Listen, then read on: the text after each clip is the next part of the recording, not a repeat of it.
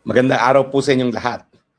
Well, meron pong mga kakaibang pangyayari ngayong araw. Ito po ay yung naulat na ang tatlong judges ng International Criminal Court, yung korte na lumilitis kay Tatay Digong, ay nagdemanda sa Estados Unidos para mapabaliwala ang sanctions na inimpose ni President Trump laban sa ICC. Well, para sa ating kaalaman, bago natin pag-usapan itong kasong ito, si President Trump ay nag-order na sang-ayon sa isang batas sa Amerika ng sanctions laban sa ICC, sa mga prosecutors ito at sa prosecutor. Dalawang dahilan. Unang-una, dahil nagsimula ng investigasyon at mukhang gusto nila kasuhan ang mga kasundaluhang Amerikano na lumaban sa Afghanistan. At pangalawa, dahil dun sa warrant of arrest na inisyu nila laban kay Netanyahu dahil dun sa mga krimen na nagaganap sa Gaza Strip. Now, hindi ko po pag-uusapan yung merito kung tama ba nakasuhan ng mga Amerikano. Pero pagdating po sa ICC, kinakailangan pumayag naman ng mga bansa para magkaroon ng jurisdiction. Tama ang Russia at ang China ay hindi po ever sumapi ng ICC, di gaya ng Pilipinas na panandali ang sumapi. Now, ano ang dahilan at nagsampa ng kaso itong tatlong West? Itong tatlong West po ito ay si Kimberly Prost, si Solomie Balunga Bosa at si Rene Alapini Gensao ay isang taga-Africa at siya po ay isa sa mga West larawan, no? Ito, tingnan natin kung makikita natin itong file na ito. Ayan. Ito po, no, lumalabas. Yan po si Rene. Kung maalala niyo po, itong si Rene ay isa sa mga West na naglitis kay Tatay Digong sa pre-trial chamber. Sila yung nagdesisyon na hindi dapat bigyan ng panandaliang kalayaan si Tatay Digong at sila rin ang nag-confirm ng charges labang kay Tatay Digong. Bakit sila nagdemanda? Well, nais nilang ipawalang bisa yung order ni Trump na magkaroon ng sanctions laban sa ICC. At ang kanilang basihan sa kanilang pagdedemanda, unang-una, yung mga sanctions ay parusa. Hindi yan para i-regulate lamang. Parusa yan dahil gusto ni Trump na madiktahan niya ang mga desisyon ng ICC judges.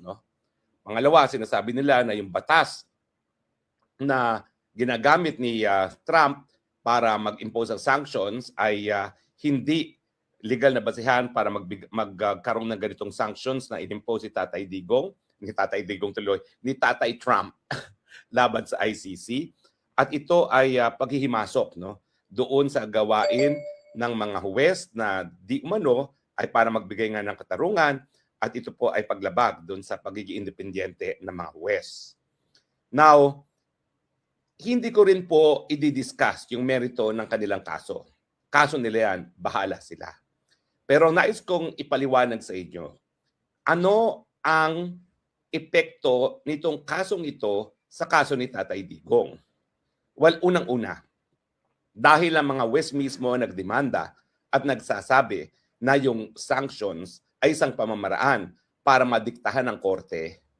Itong kasong ito po na sinampa ng mga judges mismo ng ICC, kasama na isang judge na nagkaroon ng desisyon kay Tatay Digong sa pre-trial chamber, ay pag-amin na naiimpluwensyahan ng mga bansa at ng mga puwersa ang ICC. Alinsunod po ito sa paninindigan natin na ang ICC ay nakipagsabwatan sa gobyerno ng Marcos para nga po litisin, ikulong sa dahig ang Tatay Digong para maalis ang pinakamalaking tinik sa mga Marcoses sa kagustuhan nilang magkaroon ng Marcos forever.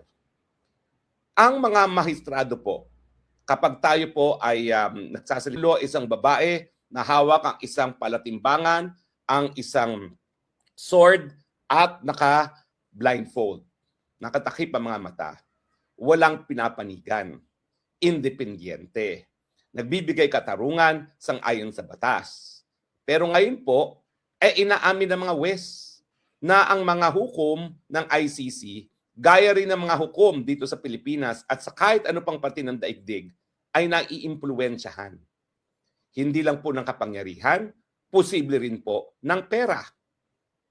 Pagdating po dito sa ICC, meron na po talagang mga seryosong issues kung tama ba ang proseso ng pag-iimbestiga kay Tatay Digong. Unang-una, yung chief prosecutor na siya rin binigyan ng sanctions si Trump, si Karim Khan, siya po ngayon ay sinisisanti na dahil pagiging manyakis. Ibig sabihin, meron talagang dagok sa kanyang pagkatao at asahan natin dahil siya naging manyakis doon sa kanyang opisyal na katungkulan bilang prosecutor ng International Criminal Court, ano ba naman yun na talagang yung kahinaan ng kanyang pagkatao ay na-impluwensyahan din yung kanyang desisyon na kasuhan si Tatay Digong.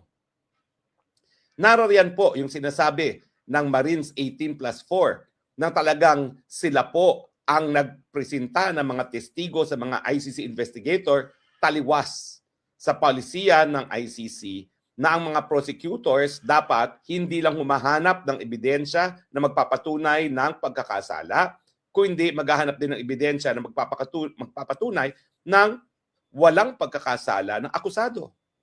Pero dahil ang mga ebidensya ay kinalap galing lamang sa kalaban sa politika ni Tatay Digong na tawagin natin Triniling na siyang naging utusan ni Marcos Bangag, natural. Ang mga ebidensya na kinalap nila ay ebidensya lamang sa pagkakasala di umano at walang kahit anong ebidensyang tinignan na walang pagkakasala si Tatay Digong. Pangalawa, sinabi rin ng mga Marines 18 na merong at least 2 million na naibigay kay Triniling. At ito nga po ay para sa mga ICC investigators. Hindi ba kapag ang chief prosecutor na inasahan ng hukuman na mag-conduct ng patas na investigasyon ay ngayon suspendido at mukhang tatanggalin na dahil sa pagiging manyakis, hindi ba mag-iisip ka rin kung talagang nakarating kaya yung parte ng 2 million doon sa mga nag-iimbestiga? Hindi po ako nagbibintang na nakatanggap sila. Ang sinasabi ko lang, hindi ba dahil merong ngang lamat ang pagkatao ng prosecutor, may posibilidad na nakarating din sa mga prosecutors yung 2 million na sinasabi ng mga Marines 18. Hindi po natin malalaman yan hanggang hindi mag-imbestiga ang ICC itself. Pero itong kasong sinampa nila, patunay na taliwas sa paniniwala ng marami, taliwas sa mensahe na gustong iparating ng ICC na sila'y independyente at walang kinikilingan, sila ngayon ay umaamin. Oo, naiimpluwensyahan ang hukuman, lalong-lalo na ang ICC. Bakit naman hindi ako nagtataka na naiimpluwensyahan sila? Well, unang-una po, no? Sila po'y halal ng mga estado. Ibig sabihin, utang na loob nila sa mga estado na bumoto sa kanila ang kanilang pagtatrabaho sa ICC.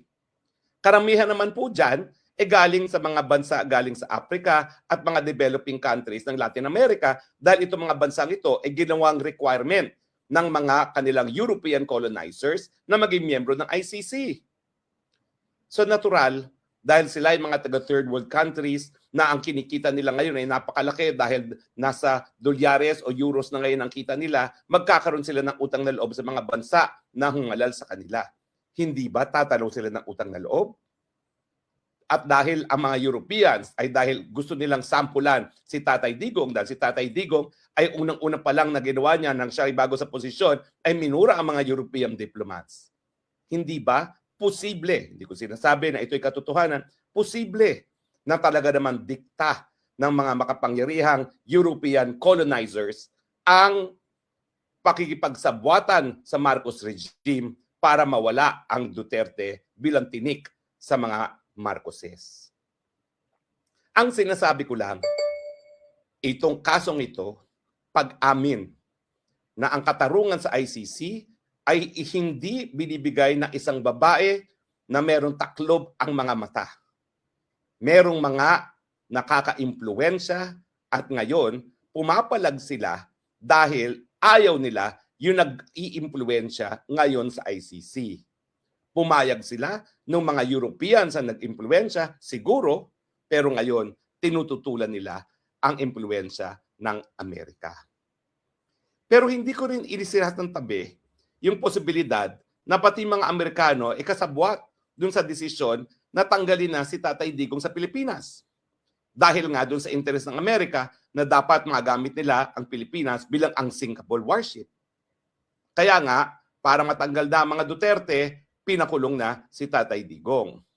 Pero ngayon malinaw na noong mga ICC judges ay pumalag sa interes ng Amerika at gumawa ng desisyon para parusahan ang mga Amerikano dahil sa mga krimen na nangyari sa Afghanistan at parusahan ang Israel dahil sa mga krimen na ginagawa nila sa Gaza Strip, pumapalag ngayon ang mga Amerikano. Totoo po, walang direct na relasyon itong kasong sinampa ng mga ICC judges sa kaso ni Tatay Digong. Pero dahil lang ang ICC po ay isang international tribunal na hindi pa subok, kinakailangan gawin ng ICC, ng mga maestrado, ng prosecution at mga bansang kasapi nito ang lahat para mapatunayan sa buong daigdig at maengganyo yung mga bansa na ayaw pang sumapi sa ICC na walang kahit anong dungis ang ICC at hindi nila gagamitin ang proseso ng ICC bilang sandata para sa mga dahilang pampolitika. Nasa ICC po yan.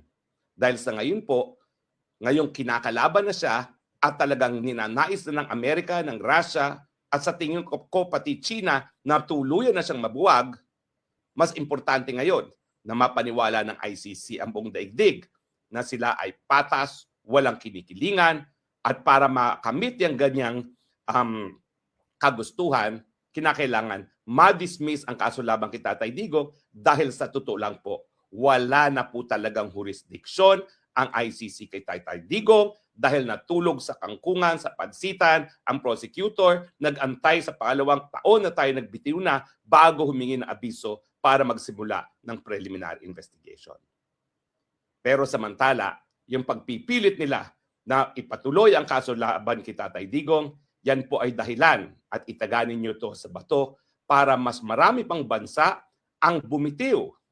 Kailan lang po bumitiw ang kauna-unahang European country sa ICC, ang bansang Hungary, pero sa tingin ko po, ang kanilang desisyon kay Tatay Digong dahilan para lahat ng mga bansa sa Africa ay bumitiw na rin sa pagiging miyembro ng ICC. At ang mangyayari, taliwas sa kagustuhan ng mga nagbuo ng ICC, mawawala ng tuluyan ang hukuman na tinatag para magkaroon ng katarungan yung mga biktima kapag ang mga lokal na estado ay hindi na po pwedeng magbigay ng katarungan. Malungkot po yan, pero wala pong ibang dapat sisihin kung mawala ng tiwala ang mga bansa sa daigdig kung hindi ang mga judges at prosecutors ng ICC na rin. Maraming salamat po sa inyong patuloy na pagtangkilik. Ito po inyong spoksang bayan nagsasabi, I love you Philippines. You're the only country that I have, the only country that I will love. God bless the Philippines. Bye.